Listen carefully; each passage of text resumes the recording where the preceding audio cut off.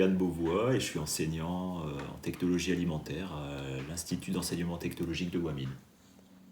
Que pouvez-vous nous dire sur la façon de mieux consommer en général? Alors pour moi, mieux consommer aujourd'hui, c'est quand tu fais l'acte d'achat, c'est faire attention aux signes de qualité du produit. Par exemple, tu vas choisir tes produits selon le signe AOP, selon si c'est un produit local.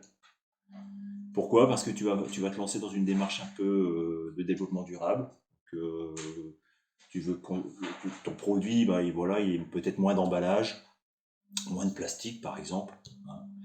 Et tu vas aussi te lancer dans une démarche éthique. Donc tu vas faire ton acte d'achat en pensant aux autres, par exemple le commerce équitable.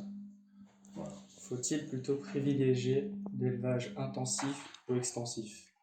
Alors pour moi je préfère largement l'élevage extensif. Permet bien d'avoir une certaine de modeler le paysage, si tu veux. Par exemple, en France, il y a plus d'élevage extensif peut-être qu'ailleurs, hein, puisqu'on a plus de pâture, on aura plus de petites surfaces d'élevage, et du coup, ça préserve davantage la biodiversité avec les haies qui peuvent justement délimiter ces pâtures. Et ça, l'élevage extensif le permet davantage. Mais en fait, je vais te donner des contre-arguments par rapport à l'élevage intensif, parce que l'élevage intensif va demander déjà des grandes surfaces pour l'élevage, et donc du coup d'utilisation de beaucoup d'aliments, beaucoup d'eau. Si tu demandes beaucoup d'aliments, eh bien quelque part tu vas devoir peut-être importer.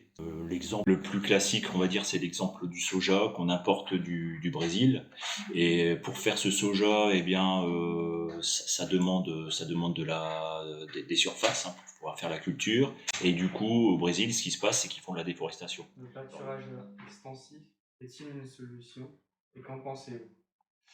Alors oui, carrément, pour moi, c'est une solution, parce qu'en fait, le fait d'avoir des pâtures, en plus en extensif, ça veut dire que les exploitations, elles en auraient peut-être plusieurs.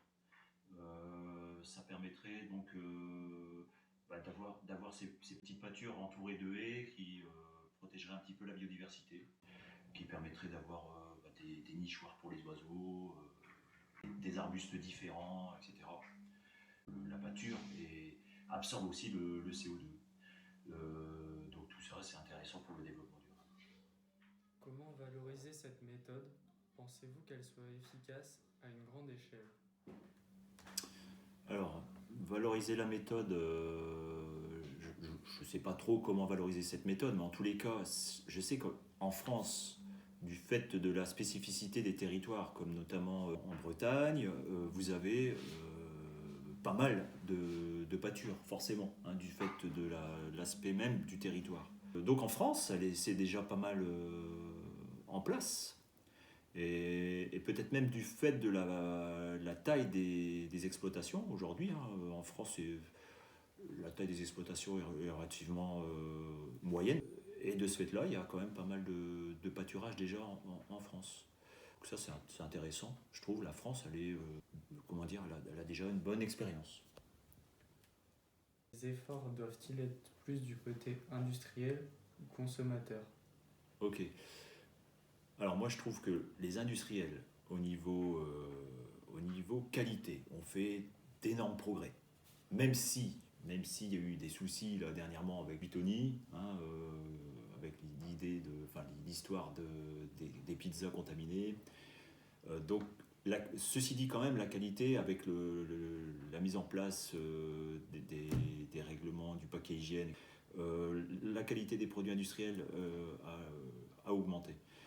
Mais on n'aura jamais la même qualité, je trouve, qu'un produit fait en petite quantité, par exemple dans une exploitation agricole ou d'un petit transformateur qui va faire un produit avec un signe de qualité. Et du coup, ça demande un effort qui doit être fait par le consommateur, je pense, qui doit être prêt à payer un peu plus cher ses produits. Et pour acheter un produit bio, acheter un produit AOP, pour acheter un produit IGP, bah, je pense qu'il faut mettre un peu plus cher. Et il faut être prêt à le faire. Et ça encouragerait davantage de transformateurs à se lancer dans le fait d'avoir des signes de qualité pour ces produits. Ou contre le glyphosate? Ah bah contre, hein, là. Non, voilà, pourquoi contre? Parce que donc là, c'est un herbicide total, utilisé parfois de manière un peu non raisonnée. Eh bien, voilà, je trouve aujourd'hui, c'est un peu aberrant, quoi. Le glyphosate devrait être interdit. La science a fait des progrès dans les produits d'herbicides voilà. Et aujourd'hui, je pense qu'on est capable de faire des herbicides qui soient vraiment ciblés sur la plante qu'on souhaite protéger. Que pensez-vous du bio? Pour moi, je trouve que le bio c'est intéressant, hein, justement, ça limite l'utilisation des produits chimiques. Il faut se mettre aussi à la place de l'agriculteur. Il ne peut pas tout faire en bio parce qu'il aura besoin d'avoir des ressources suffisantes aussi, hein. Donc le bio, oui, mais en plus, le bio reste assez cher aussi dans les rayons. Donc voilà, des produits bio, d'accord, mais peut-être pas tout en bio non plus, parce qu'il faut se mettre à la place de l'agriculteur.